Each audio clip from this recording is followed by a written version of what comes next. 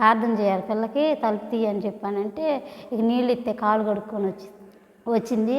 వచ్చి కూర్చొని పిల్లని లేపు అని చెప్పి మా అమ్మని అంటే మా అమ్మ అంది, ఎందుకు ఇప్పుడు దాకా ఈ పిల్ల ఏడుతా కూర్చుందమ్మే, ఇప్పుడే పడుకుంది, మళ్ళీ లేచిద్దామని అని చెప్పానంటే ఏడ్చి పడుకుందాను అంది.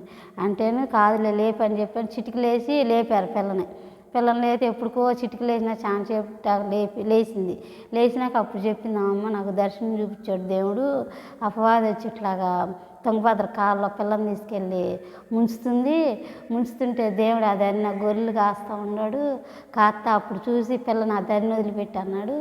అనే బయటికి ఇక గవగవ వచ్చి ఇదే వదిలిపెట్టం కానీ నేను ఎత్తుకునే లేక మీ మనవరాలు అందుకని నేను తుళ్ళిపడి లేచి వచ్చి పిల్ల ఎట్టుందని చెప్పి వచ్చేసాను ఈ టైంలోనే అని చెప్పి అని ఉంది.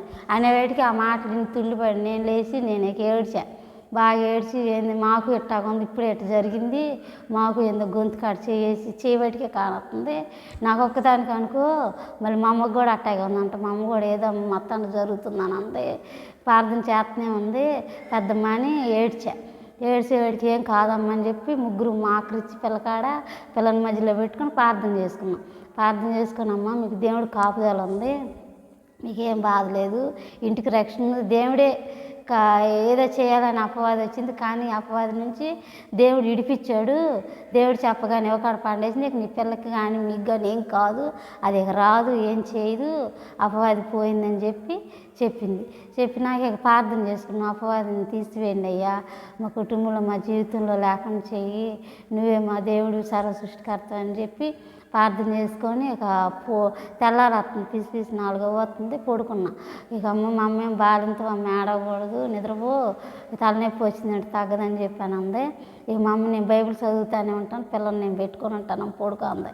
అట్ట పడుకోగానే ఇక ఇప్పుడు అట్ట పడుకున్నాను, నిద్ర కూడా పట్టనట్టు లేదు, నాకు అయితే మెలుగుగానే ఉండట్టుంది.